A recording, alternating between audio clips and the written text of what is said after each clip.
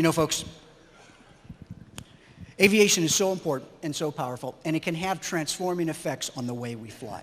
Michael Collins, who went out in Apollo 11 many years ago, 1969 July, when Neil and Buzz went down to the moon to walk on the moon lunar surface. And of course, before they went, they locked Mike in the Apollo 11 capsule there. They said, listen, Mike, Buzz and I are going to go down to the moon and make history. You wait in the car.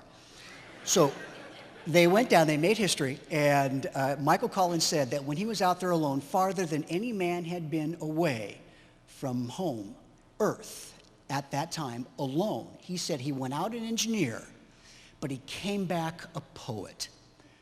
And that's an amazing phrase, because when you think about it, aviation, things that fly, allow us to be transformed, and transformed in many different ways, some very subtle, some not so subtle. And in 1976, I had a young man come out to the airport. His daddy brought him out to the airport. This young man's name was Henry. And Henry was suffering from something known, what we call now, ADD, attention deficit disorder, hyperactivity disorder. And Henry had a real problem paying attention in school. They were going to throw Henry into reform school, folks, but his daddy had been a private pilot, hadn't flown for a long time, but knew the transformative power of being a pilot and what it means to actually solo an airplane and move 1,600 pounds of sheet metal around the airport and put it on the runway, preferably the one you were aiming at. It's just an incredible thing. It has that kind of ability to transform, as Michael Collins said. And it's intriguing because his daddy said to me, and again, at that time, I'm only 23 years old, and you know, I barely have enough common sense to get off an escalator during a power failure, but I did know this. His daddy said to me, listen, could you give him some lessons enough to solo? I don't have a lot of money to get him through the entire flight training program. If you could get him to solo, that would be so powerful, because they're going to throw Henry in reform school unless he changes his ways.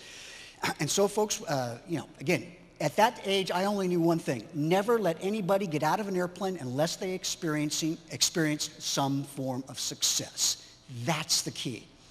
So basically, I gave Henry about 15 hours of flight training, and I had used special motivational techniques on him, like, great, Henry, you're missing the runway closer now, and things like that. But I got him to solo. And folks, he did a wonderful job. And then Henry and his daddy disappeared from the airport, and I didn't see them. That was 1976. I didn't see Henry after that until 1986, when I'm walking on the tarmac at Fort Lauderdale Airport.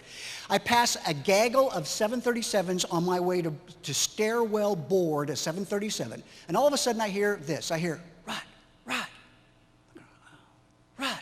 Oh, I hate this. FA ramp check. So I assume the ramp check position, the official ramp check position. That'll be in the AIM pretty soon, by the way. And Rod, up here. And I look up and I go, what? Henry? He was in the right seat of the cockpit of a Boeing 737 in full pilot regalia. And I look up and Henry, get out of there. Get out of there. Get out of there for the real pilots. Get back. Get out. But folks, Henry was a real pilot. He was 26 years old.